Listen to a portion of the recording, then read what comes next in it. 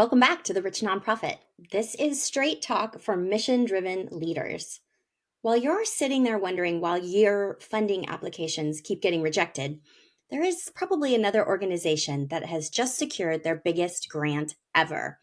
And while you're struggling to get your board engaged in fundraising, there's a nonprofit whose board members are opening doors for them and writing checks. And while you're hoping your year-end appeal will cover your expenses, there is another nonprofit that already has their 2026 funding locked in. Same sector, maybe same community, sometimes even a close mission, but completely different results. I had a client reach out to me last month and she was so bummed. She'd just gotten her third grant rejection in just a few months. Same foundation that had funded her program for 2 years running was now saying no. And the rejection letter was the standard template. Due to increased competition and changing priorities, we are unable to fund your proposal at this time. But here's what they didn't say in that letter. They've probably received 40% more applications this year than last year. Federal funding cuts have pushed more organizations into the private foundation space. And most of those applications are asking for the same restricted program funding that used to be a sure thing. So when we looked at her application, the writing was solid. The need was documented. The budget was reasonable. But she was still operating like it was a few years ago, as if foundations have endless buckets of money and now don't need to be strategic about where every dollar goes. The funding landscape has shifted and competition is fierce. Foundations are being pickier, and if you're still approaching fundraising the way you did a few years ago, you're going to keep getting those rejection letters. Because while you're focused on your work, other nonprofits are focused on positioning their work. And if you think it's because they have better connections, more resources, or just got lucky, no, that's not it. It's because they understand that funders don't invest in need, they invest in opportunity. They understand that boards don't rally around problems, they rally around solutions. And they also understand that donors don't give money to nonprofits that might succeed. They're going to give their money to nonprofits that they know will succeed. While you're talking about what you need, these nonprofits that are being funded are talking about what they can deliver. While you're asking for help, they're presenting investment opportunities, which is a much better way of looking at your nonprofit.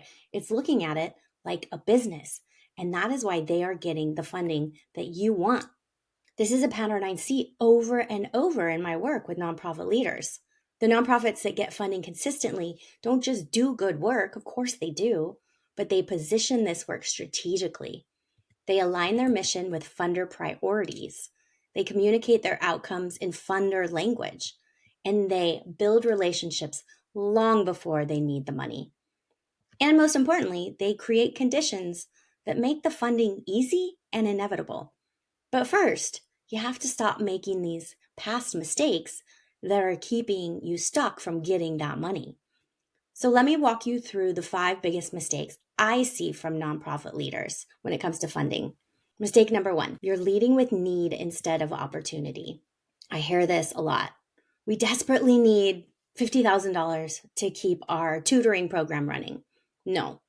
Stop right there. Instead, we have an opportunity to double student success rates with the right investment in our proven tutoring model. Same program, same funding goal, completely different energy. Which one would you want to fund? Because when you lead with desperation, the funders, they hear that risk, they feel that energy. But when you lead with opportunity of how it's going to serve them and their community, they hear a potential return on investment. And this matters more than you think, because funders, they're drowning in applications from organizations that need money. But they still want to support where they can. So they are looking for proposals that can multiply impact. I had a client who was asking for $25,000, food pantry, trying to keep the food pantry open. But when we repositioned it, that she was presenting an opportunity to expand nutrition and food security, Then she got the money. When you start talking in investment language, not charity language, the result is that you're going to get the grants. Mistake number 2, talking about activities instead of outcomes. Funders don't care how many people attended your event. They care what changed because of the event and who showed up. So you wouldn't say, we provided 200 families with holiday meals. I mean, sure, you could say that, but it would be better to say, we helped 200 families maintain housing stability during the most financially stressful time of the year. See the difference? One is about what you did. The other is about what happened because of what you did. And this is where a lot of leaders get stuck. They think that outcomes are complicated to measure or require, expensive evaluation systems, putting staff on it. Really, it's not that hard. You can start simple. If you're running a job training program, don't just count how many people completed the program. Track how many got jobs, how many kept those jobs after 6 months, and how much their income increased. Let's say you're doing youth programming. Don't just count who shows up. Don't just count attendance. Track behavioral changes, academic improvement, leadership development. And yes, this seems like, oh my gosh, it's so much more to track. But if you're serving that community, you want to know those things so you know how to better serve them so that you can change your programs as needed. So these outcomes are already happening. It's just starting to capture them and communicating them out into the world and to your funders. Mistake number 3, asking for money instead of offering partnership. Of course, you want that money. You need to run your nonprofit, but you're not a charity case begging for scraps. You are a vision of impact. You need to position yourself as a strategic partner who helps funders achieve their goals and the vision, not just yours. When a foundation wants to address food insecurity in your community and you run the most effective food program in the area, you're not asking them for a favor, you're offering them a solution. And this mindset shift changes how you approach funders. Instead of, would you consider supporting our program? You would say, we'd love to partner with you to scale the food security model that's working in our community. The best funded organizations never position themselves as less than or we need you. They position themselves as strategic partners with proven track records. And even if you are a newer nonprofit, you can track this progress that you are making one community member at a time. You can research what the foundation is trying to achieve, then align your proposal with their goals. This presents your work as the solution that the foundation has been looking for. And this isn't manipulation. It's strategic positioning. And it works because it's based on mutual benefit, not a one-sided need. Now, mistake 4 is trying to be everything to everyone. If you're stretching your mission to fit every funding opportunity that comes along, funders are going to notice and they aren't going to trust you. And I have seen this where nonprofits are just kind of throwing, as they say, spaghetti at the wall, right? To see which grants that they can get. And really, they have no business going after them. Just because the money is available doesn't mean it's for you. And that's okay. Yes, you want to position your grant application, but only if it really will serve the need of your community. That is strategy. So stay in your lane, be excellent at what you do, and funders will respect this focus and drive. So let's say you're running a literacy program for adults. You don't just go apply for a youth sports grant just because there's money available, right? I mean, what would you do with that? I mean, you could tweak it to make it sound like you're going to move into this program or that, but no, you're going to get rejected and you're going to dilute your nonprofit. But if there was a grant for adult education, community development, or workforce readiness, of course, you can demonstrate how your literacy program connects to these outcomes. That is strategic alignment. The key is staying true to your core mission while positioning it strategically for the different funding opportunities out there. Mistake number 5 is only showing up when you need something. This is a big one, and I see it a lot. And even in other businesses, and it starts to really bug after a while. The best funded nonprofits, they build relationships all year round. When they ask for money, they are asking friends, and colleagues, not strangers. You can't send one email in December and expect people to write big checks. Fundraising is relationship building. And as we know, relationships take time. And this is where most nonprofit leaders completely miss the mark. You don't want to treat fundraising like a transaction. You want to treat it like a relationship. If you think, I need money, so I'm going to reach out, I'm going to send that email, it's better to think, I'm building partnerships with people who care about this work. And when the right opportunity comes up, they will want to invest. The nonprofits that get this consistent fundings are the ones that are consistently visible. They're sharing updates, they're celebrating wins, they're telling true stories, and they're building community around their mission. So when they go to apply for a grant, the funder already knows who they are, what they do, and the application is really just a formality. You're just going through the process. I have clients who get invited to apply for grants because these funders are familiar with their work. And that is a really cool email to get. We'd like you to apply for this grant. Okay, yes, that is the goal. You want to be on their radar before you need their money. So I suggest start building these relationships now. Share your impact stories. Invite people to events. Send quarterly updates about your work. Build relationship infrastructure that makes these conversations natural and not awkward. So these 5 mistakes, they aren't just tactical. Really, they're about confidence. Because when you lead with need instead of opportunity, you're not owning your value as a leader. And when you talk about activities instead of outcomes, you're not claiming your impact. When you ask for money instead of offering partnership, you're not stepping into your authority as a leader of your nonprofit. And when you try to be everything to everyone, you're not trusting your mission enough to say no and trusting your confidence. And when you show up only when you need something, you're treating your work like a side project. And what it is this vision, and it's going to become an empire if you can get it funded enough, right?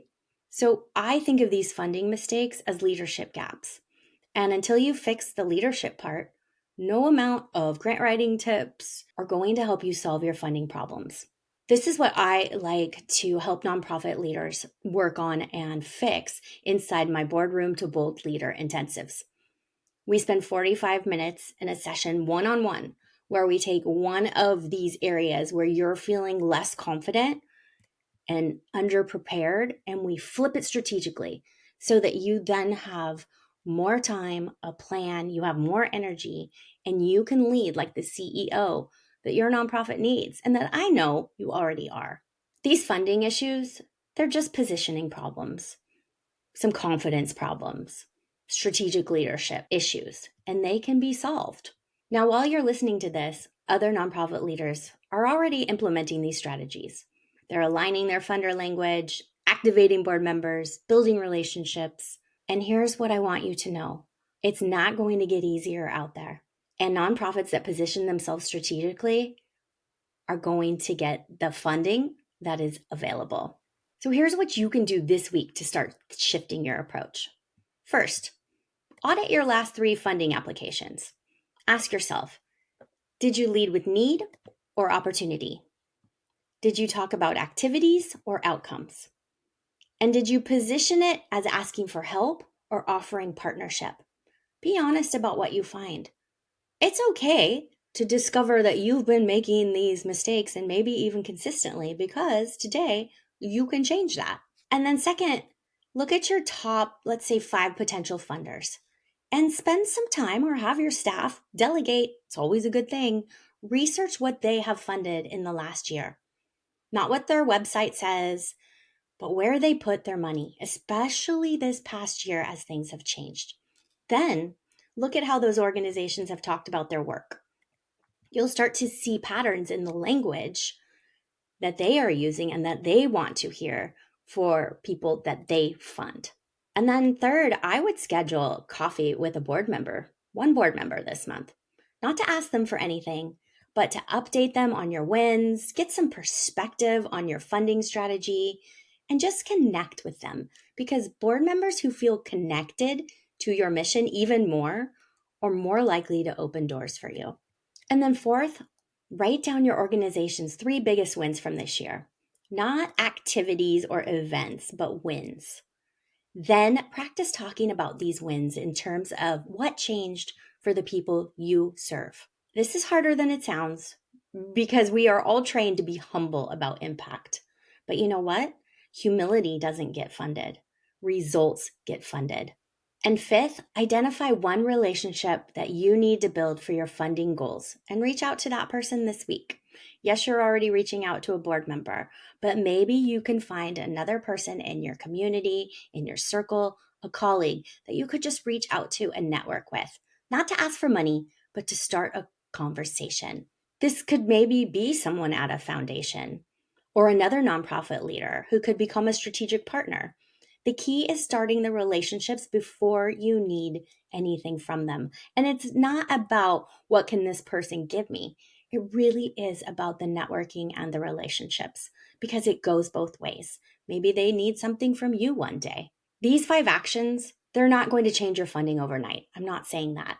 But as you start to shift your approach from hoping to get funded to designing strategically how to get funded, it becomes more likely because the gap between you and the nonprofits that are getting funded, it's not the passion, it's not the vision, it's strategy. And strategy is something you can learn. And more importantly, strategy is something you can implement quickly once you have it. So if you're ready to start positioning yourself as the obvious investment choice, let's fix your strategy positioning together. You can find out more about my Boardroom to Bold Leader intensive.